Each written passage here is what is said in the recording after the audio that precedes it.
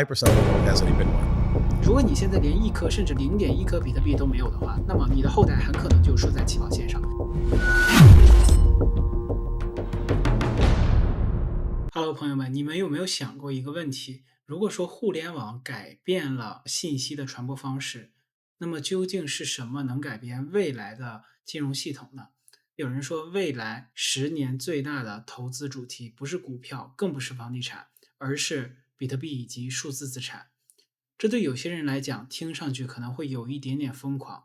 可问题就是，如果这个逻辑成立，那么你手中目前有的资产，比如说房地产，比如说现金，可能会在未来的10几到20年之内，通通将会被颠覆，而且将会迅速贬值。比特币诞生于2008年，它的白皮书发表，2009年开始流通。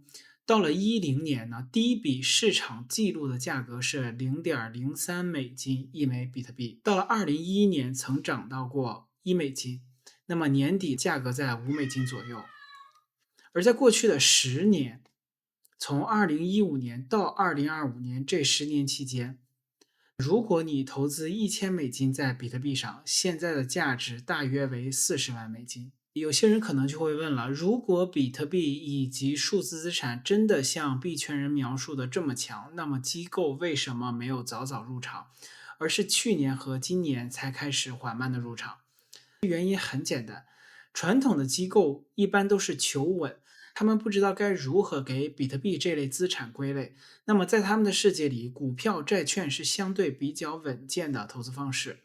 同时，他们也并不愿意接受传统金融真的有一天会被比特币以及区块链技术完全取代。但我们回望过去的10年，但事实是在过去的10年，股票以及债券、黄金，包括表现很好的纳斯达克指数，都跑不赢比特币。所以之前他们宁愿装作没有看见，也不愿意接受传统金融将早晚有一日走向崩溃的事实。很多新的创新在他们诞生初期都会被传统的一方所诟病、限制甚至禁止。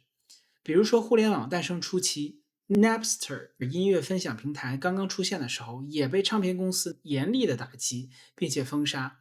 但是我们现在想想，如果没有 Napster， 就没有现在的 Spotify， 也没有 Apple Music， 那么现在这个年代将会变得多么的荒唐。电车初始的年代，特斯拉成立之初，没有几个人看好，华尔街甚至把特斯拉生产的车辆戏称为玩具车。可是现在呢，所有的传统车企正在反向追赶特斯拉。所以你可以看出，任何先进文明诞生的初期都会被反对，就像当年的特斯拉。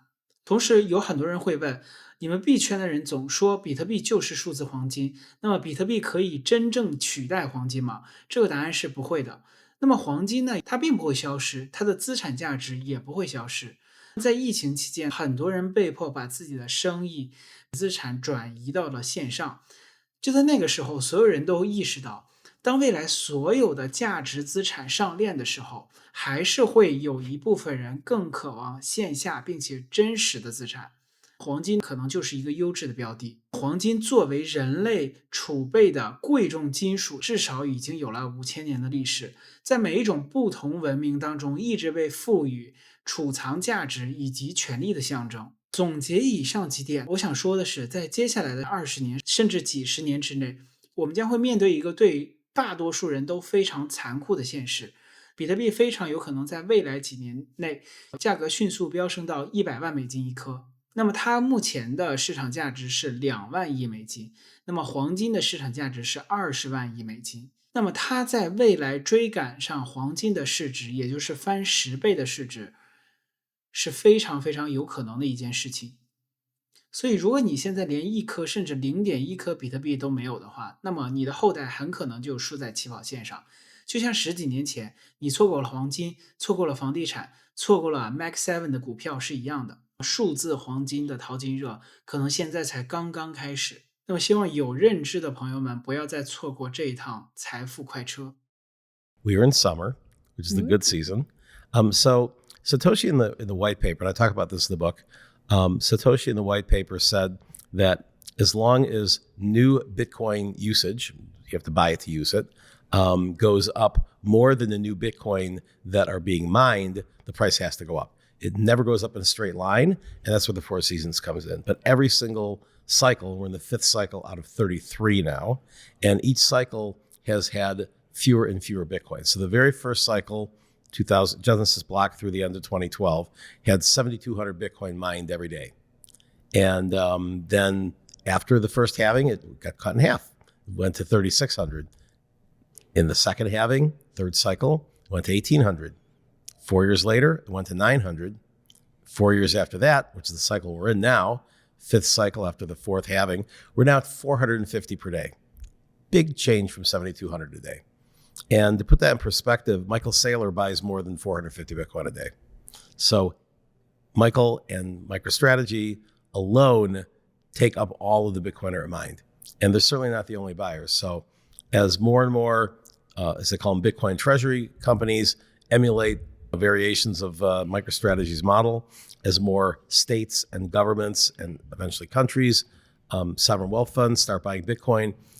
Certainly in the last year, we've seen institutions start buying it, and the ETFs, BlackRock alone has more Bitcoin now than MicroStrategy, and it took MicroStrategy almost 5 years to get what they have, and about a year for BlackRock. Do you think institutions get into Bitcoin changes the seasons? Does not change the season. It just simply changes the macro part, right? So the math behind scarcity remains the same. So we right now this is the first cycle that new Bitcoin, what they call the stock to flow ratio, is scarcer than gold. So gold has historically been about 1 to 1.5, sometimes as high as 2% of new gold coming onto the market. So that's their inflation. Mm-hmm. And it varies depending on the price of gold. If gold is high, like it is now, I mean, all-time high is 3,500 or so, that means they have more resources to go further down and, get some gold that wasn't viable when it was, say, $200 an ounce. Not so for Bitcoin. You can't go and put more money into miners and ever increase that amount of Bitcoin that comes out every day. In fact, it's going to continue to go down. So right now we're at 0.8 inflation, and gold is around 1.5. In 4 years, it'll go to 0.4, then 0.2. And literally the last 40 years, from 2100 to 2140, will be a total of 2.5 Bitcoins for 40 years. Wow. I was not thinking about that. Yeah.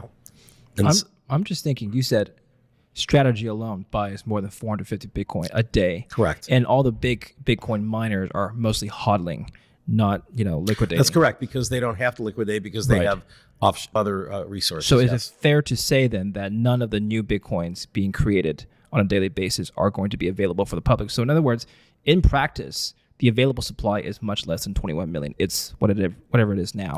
Well, right now we're about to hit 20 million in the next couple of months. Right. So that means that, we're about roughly 95% distributed in terms of like all the Bitcoin versus what's left. So there's only 5% left to mine.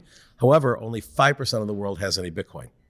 So at some point, all disruptive technologies tend to go through this technology adoption life cycle. They also call it the S curve of adoption, where the first, 4, 5, 6% take forever to get going, right? That's when the early people, it was written about in Crossing the Chasm. It's been written about in the Gartner hype cycles. They're all variations on the same effect, which is that it takes 15, 20 years to get something to the point where it really has the momentum to appeal to the masses. And so you have the early adopters that might take 15, 20 years to get going. Then you have the early majority. And that's a larger category. It's usually, I think in, what Jeffrey Moore said, I think it's about 3-4% that are the early adapters. And then it's maybe like 10 or 15% are the early majority.